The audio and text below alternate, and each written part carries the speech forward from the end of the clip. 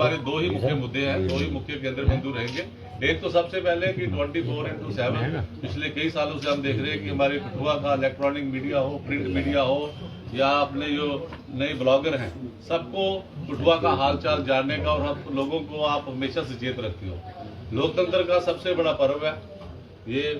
अपना चुनाव लोकसभा के जो हो रहे हैं, मतदान हुआ उसके बाद मतगणना होनी है और हमें जैसे ही ज्ञात हुआ कि हमारे जो यहाँ का मीडिया है, चाहे वो प्रिंट से जुड़ा है, इलेक्ट्रॉनिक से जुड़ा हुआ है या जिनका अपने जिन लोगों ने चैनल्स हैं, उन लोगों को डिप्राइव किया गया, उन लोगों को कोई पासेस नहीं दिए गया, उसके पीछे क्या मंशा है, चौधरी साहब उस पर बात करेंगे। और दूसरा जो यहाँ पे हमें जो एक मंशा है, जो हमें लग रहा है कि जो 2-4-5 दिन में हमने यहाँ डेवलपमेंट्स देखी है, उसके बारे में भी हम लोग संशय में हैं। लेकिन हम सब लोग सतर्क हैं, मुस्तैद हैं। हम अपने मतदाताओं को आश्वस्त करना चाहते हैं कि चौधरी साहब की टीम पूरी तरह से सक्षम है उन सब मुकाबलों को करने के लिए।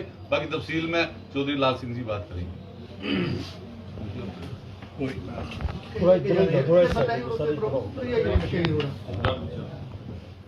मेरे अजीज मीडिया वालों, लोगों की आंखों को रोशनी देने वालों और लोगों के कान में और नज़र में सारी चीज़ें सच्चाई रखने वालों, आप लोगों से मैं इसलिए मुखातिब हुआ हूँ कि जिस तरीके से इलेक्शन हुआ है, अब सारे जानते हैं इलेक्शन हमने जीता हुआ है 101%। और जो प्रयास इन्होंने किए थे वो सारे विफल हुए। जो बचे हुए वो कल विफल हो जाएंगे, कल खत्म हो जाएंगे। अब इन्होंने अपना एग्जिट पोल जो इनके चिमचे हैं, अब सच्चाई नहीं दिखाते तो आज इनको अपना आईना नहीं दिखाई देता। नोट कर लो, जितना आपने लोकल मीडिया ने और जो प्रयास किए सच्चाई को उभारने के और रखने के, तो मैं कह सकता हूँ कि उसकी वजह से आप पे रुसवाई हुई है इनकी। हाँ, इसलिए इन्होंने कहा कि आप अंदर नहीं आओगे। तो अंदर कौन आएंगे? कौन है जो मामे इनके आएंगे जो आप नहीं आओगे? This is very sad scene जो मैंने आपसे सुना। मुझे इस बात का इंतहाई दुख हुआ। पंकज जी ने आपको बता दिया, हम आपके साथ हैं और पूरी कोशिश करेंगे कि इलेक्शन कमीशन और यहाँ के रिटर्निंग ऑफिसर हैं उनसे लिखित में हम आपके लिए कहेंगे कि जो मीडिया लोकल यहाँ का एस्टेब्लिश है, जिनको ज़्यादा दिलचस्पी है अपने कठुआ, अपने भद्रवाह, डोडा, किश्तवाड़, जिसको दिलचस्पी है उधमपुर, लूडू में संतगढ़, चनैनी की, जिनको चिंता है इन इलाकों की, वो मीडिया अंदर नहीं होगा तो कौन मीडिया अंदर होगा? This is very clear. ये हम लिख के देंगे। अभी आपके जाने के बाद एक चिट्ठी यहाँ से जाएगी और ऊपर तक कोशिश करेंगे कि आपको यहाँ बुलाया जाए अंदर। यहाँ वो मीडिया बैठेगा, वहाँ भी बैठोगे। और अगर उनकी भी तलाशी ली, आप भी ले लें। उनके कार्ड बनाए तो आप भी बना दें। ये कौन सी बात है? कितने लोग हैं आप? 25-30 लोग हैं यहाँ, और ये 25-30 लोगों को इग्नोर करने का मतलब है इलाका इग्नोर करना, एरिया इग्नोर करना। और 25-30 कैमरे को कितने मैसेज दे सकते हैं ये इनको पता नहीं है। तो इसलिए हर बंदे के पास 2-2 लाख, 1-1 लाख, 4-4 लाख, 5-5 लाख और इनके लोग देखने वाले हैं। कैसे पॉसिबल है कि आप एक 50 लाख आदमियों को, करोड़ आदमी को आप इससे सुनने, जो इनके बेनिफिशरी हैं, जो आपसे बेनिफिट लेते हैं, वो क्यों इग्नोर होंगे? This is very unfortunate. और लोकतंत्र का चौथा स्तंभ है। मतलब कि जाने से रोका जा रहा है, उनके जो कार्ड हैं वो नहीं दिए गए। चाहे इससे पहले सर मैं अगर मैं बात कर लूं तो जब मतगणना हुई थी तो हमें सब जितने भी यहाँ पे रजिस्टर्ड जो मीडिया पर्सन है उनको कार्ड दिए गए थे, लेकिन अब ये जो गिनती हो रही है वहां पे नहीं देंगे। ये क्या लगता है आपको? क्या एक्चुअल जो 4 हुए हैं ना, 4 में से 2 में हम थे, हमारी सरकार थी।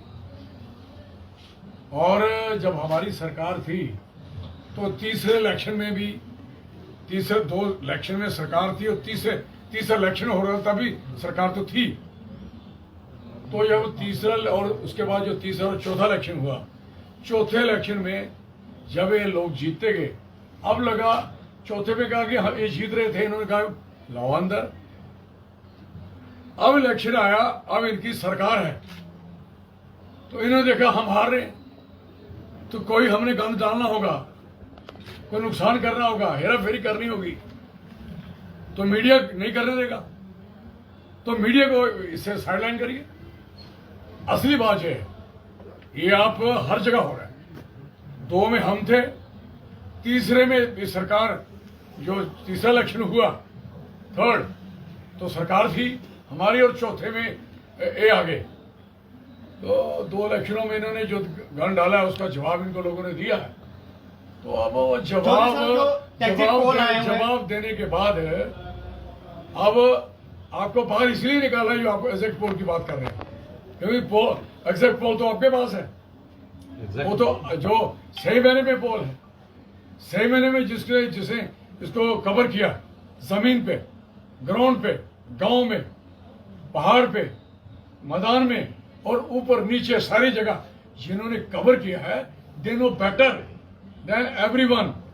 पहले इन्होंने एक केस में बकवास किया था, पूरे देश को एक्सप्लोर कर दिया था, यू नो बेटर, तो बाद में निकला गया था। तो कहने का मकसद है कि जिन लोगों को खबर नहीं होती है वो खबरें लगाते हैं। जो लोग घूम नहीं सकते, जो एसी से बाहर रह नहीं सकते, वो मीडिया वाले आपकी खबर लगाएंगे क्या है? इसलिए भूल जाओ इनको। सवाल सिर्फ है कि आप देख रहे हो कितना प्रेशर करने की कोशिश है। 100 मीटर का डिस्टेंस होता है स्ट्रांग रूम से, मीन की काले के अंदर लोग आ सकते हैं। इन्होंने गेट के बाहर, काले के गेट, उससे 100 मीटर कर दिया, वो नहर तक। मैं लोग, जो भी बंदा जीतता है, लोग खुशी के लिए, अपनी गमी के लिए, सारी दुनिया आई होती है अपने कैंडिडेट को सुनने और उसका सामने दृश्य देखने के लिए।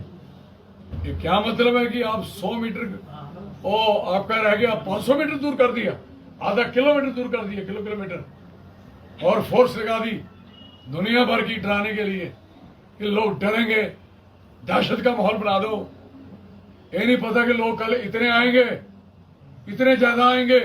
आपके पास है इतनी फोर्स? क्या है? क्या आप पूरी जम्मू कश्मीर की फोर्स ला दो? कठुआ की आबादी 10 लाख है वोटों की, क्या बातें करते हो आप लोग?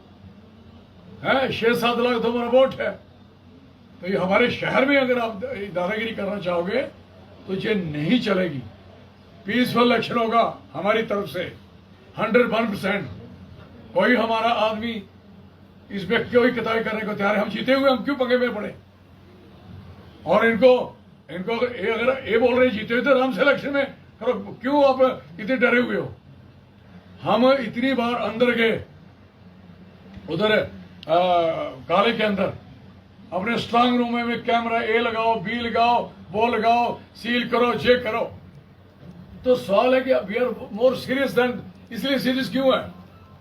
कौन सीरियस होता है और कौन बुखलाड़ में आता है? तकरीरें कौन भूल गया? स्पीचेस कौन भूल गया?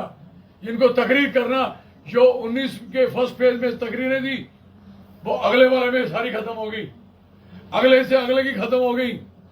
बच्चियों के, बहनों के मंगलसूत्र तक पहुंच गए हैं, और ज्यादा बच्चों की गिनती करने लगे लोगों की, मजहब और धर्म पे पहुंच गए, भगवान के मंदिर में चंद्रा लगाने की बात कर दी।